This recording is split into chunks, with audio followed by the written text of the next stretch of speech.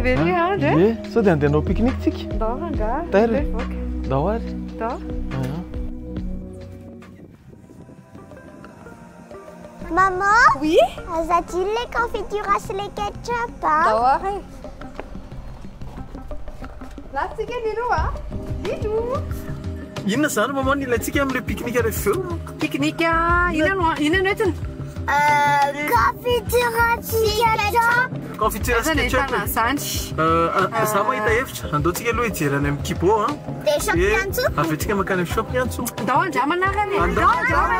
Izy Dina. Dia izy Sarah a. Dia za Tiffany. Dia izy Mathieu. Dia zay a. Coucou daholo erahentsika tsy nanandrana resaka sakafo. Androany resaka confiture sy ketchup indray no entinay anareo. Eto zao shop Piantso nidirana voalohany. Tao zany zay no nisafidy karazana confiture amin'ny vokatra malagasy.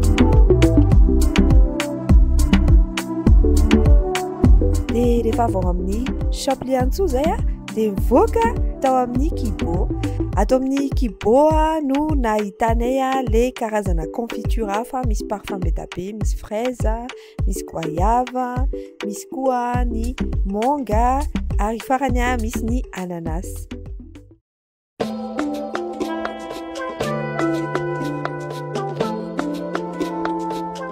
Anisany tena fialambolinay ny misakafo any ivelany. Dia teto zay nisafidy ny hanao pique-nique kely miala voly en famille.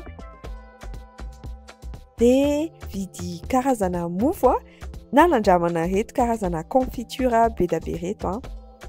Hitanareo amin'izao matsiro ry Mathieu sy Tiffany tena mankafy milalao sakafo fa indrindra tena hoe mihinana an'ilay sakafo.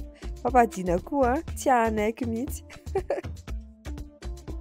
Ankoatran'izay le ketchup tomatsiro ny anarany, tena hoe hafakely mihitsy.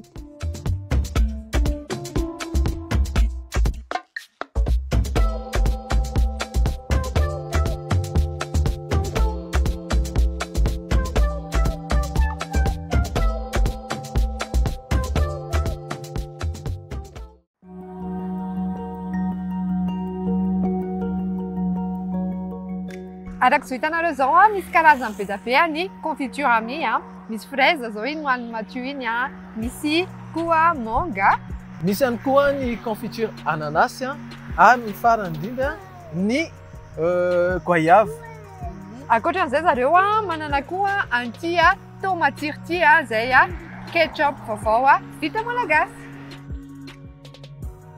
Dia zay ny aventuranay niaraka tamin'ny confiture ami sy ny tomatsiro ketchup.